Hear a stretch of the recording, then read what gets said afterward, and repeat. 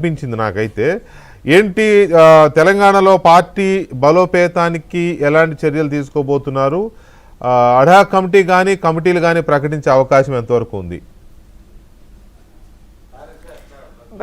Sir ముందరగా అయితే మహానాడు అనేటువంటిది Telugu Desam party మొత్తానికి ఒక పండగ సార్, అన్ని ప్రాంతాల నుంచి ఉన్నటువంటి కార్యకర్తలకి.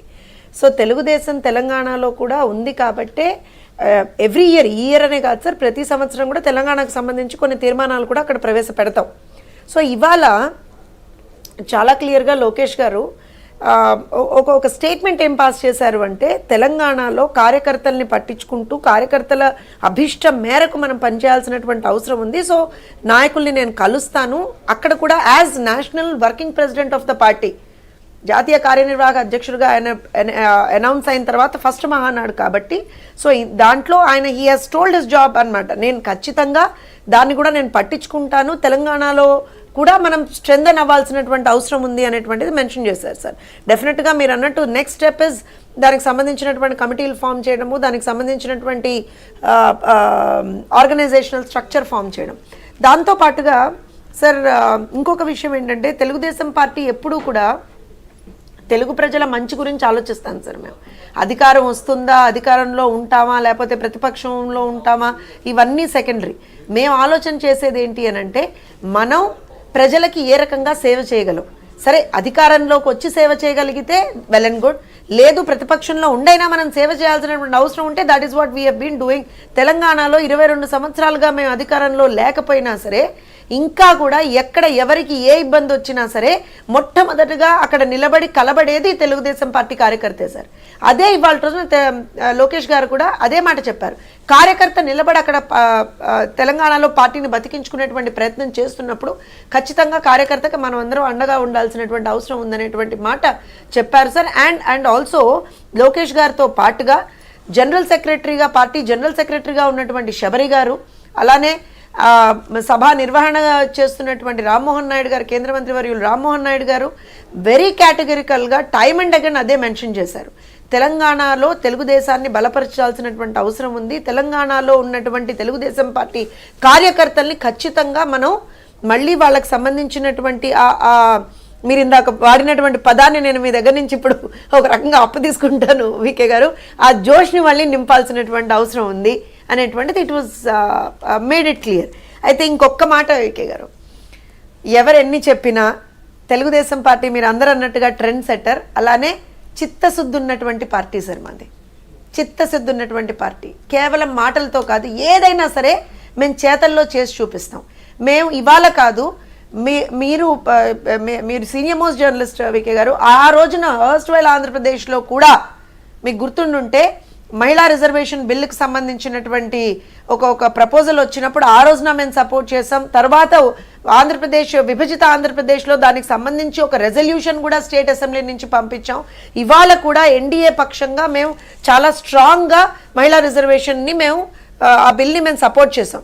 కానీ ఎప్పుడైతే ఏదైనా సరే మనం చెప్తున్నామో అది అవ్వట్లేదు, కానీ ఎప్పుడైతే మనం చేతల్లో చూపిస్తామో దట్ ఈస్ వేర్ మన కన్విక్షన్ అనేటువంటిది, మన చిత్తశుద్ధి అనేటువంటిది కనపడుతుంది, మన కమిట్మెంట్ కనపడుతుంది. అదే ఇవాళ రోజున that is the best thing about Nara Lokesh గారు. ఆయన చేసే ప్రతి పనిలో ఒక కన్విక్షన్ని, ఒక కమిట్మెంట్ని ఆయన చాలా క్లియర్గా ఎగ్జిబిట్ చేస్తారు సార్. ఆయన అన్నారు, మన పార్టీ దీనికి సపోర్టివ్గా ఉంది అని అంటే we have to first do it. మనం ఇవాళ చేసి చూపించాలి కదా.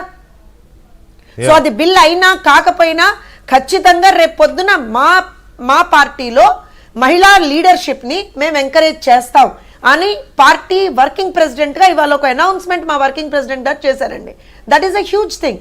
అది మా పార్టీ యొక్క చిత్తశుద్ధిని, మా పార్టీకి ఉన్నటువంటి దమ్ముని చూపిస్తుంది ఇవాళ రోజున. రాజకీయం ఏదో రాజకీయం చేయడానికని కాకుండా ప్రజల జీవన ప్రమాణాలు మార్చడానికి మాత్రమే రాజకీయం అనేటువంటిది మేము చాలా బలంగా నమ్ముతాం. ముఖ్యంగా మహిళలకు సంబంధించి ఆ రోజు దేశంలో ఉన్న జాతీయ పార్టీలతో పాటు ఇతర రాష్ట్రాల్లో ఉన్న ప్రాంతీయ పార్టీలకు కూడా ఇదొక మెసేజ్.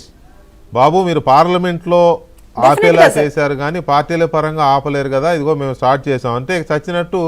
ఇది ప్రతి ఒక్కళ్ళు అయితే అడాప్ట్ చేసుకోవాలి, లేకపోతే పార్లమెంట్లో మద్దతు పలకాలి, ఈ రెండిట్లో ఏదో ఒకటి. సో ఇక్కడ ఒక బీజం వేశారు, రైట్. ఇక మనం ఇంకొక కీలకమైన దీంట్లోకి చూస్తే ఇదే మహానాడుకు సంబంధించి చంద్రబాబు నాయుడు గారు మరొక అంశానికి శ్రీకారం చుట్టారు. అదేంటి అంటే అఫ్కోర్స్ అది జగన్, ఒక రకంగా చెప్పాలంటే జగన్ తన బూమరాంగ్ చేసుకున్నారు ప్రెస్ మీట్తో, అది నడుస్తోంది. దాన్ని ఇంకా ఆపేది లేదు. ఆ కుటుంబం వాళ్ళు చేసిన అరాచకాలు, ఆ పార్టీ చేసిన అరాచకాల విషయాన్ని వదలకుండా జనంలోకి తీసుకెళ్తూనే ఉంటాం, ఆపకుండా ముందుకి ప్రచారం చేస్తూనే ఉంటామని చెప్పిన మాట ఇది కొంత గుండెల్లో రైలు పరిగెట్టించేది అవతల పార్టీకి, ప్రత్యర్థి పార్టీకి. సో ఆయన ఏమన్నారు, అసలు చంద్రబాబు నాయుడు ఏమన్నారు, ఎందుకు ఆ ప్రస్తావన తీసుకోవాల్సి వచ్చింది అనేది ఒకటైతే, రెండోది అసలు టైమే లేనట్టు, లేకపోతే పంక్చువల్గా మీటింగులు పెట్టే పార్టీ అయినట్టు, మహానాడు స్టార్ట్ అవుతుంటే ఇవాళ ఆయన ఏదో కార్యవర్గ సమావేశం ఏదో దానికి పేరు పెట్టుకుని ఆయన ఒక మీటింగ్ పెట్టి దానికి గుడివాడ నాని గారు, పైని నాని గారు, రోజా గారు, ఇంకొకరు అందరూ వచ్చేసి అక్కడ మొత్తం అసలు చేసుకోవచ్చు. పార్టీలు అన్నాక సమావేశాలు పెట్టుకోకుండా ఎలా ఉంటాయి, పెట్టుకుంటాయి. కానీ ఇవాళే పెట్టుకోవాలా అంటే పెట్టుకోవాలి, తప్పదు. ఎందుకు, రేపు సాక్షి పేపర్లో మీడియా మహానాడు గురించి రాయలేరు. మరి రాయలేరు అని అంటే ఏదో ఒకటి రాసుకోవడానికి ఒక వార్త కావాలి. ఏదో ఒక వార్త కావాలంటే ఆ మీటింగ్ రాసుకుంటారనమాట. ఆ మీటింగ్లో జగన్మోహన్ రెడ్డి గారు ఏమన్నారు, ఆ మీటింగ్లో ఏం డెసిషన్ తీసుకున్నారు, దానికి వీళ్ళందరూ ఏం మాట్లాడారు, అక్కడ చంద్రబాబు నాయుడుని ఏం తిట్టారు, లోకేష్ నాయుడుని ఏం తిట్టారు అనేది రాసుకోవాలంటే ఆ మీటింగ్ పెట్టాలి. ఇది కేవలం వాళ్ళ మీడియా కోసం పెట్టుకున్న మీటింగ్ లాగా ఉంది తప్ప ప్రజల కోసం, కార్యకర్తల కోసం పెట్టింది కాదు. సో అక్కడ కూడా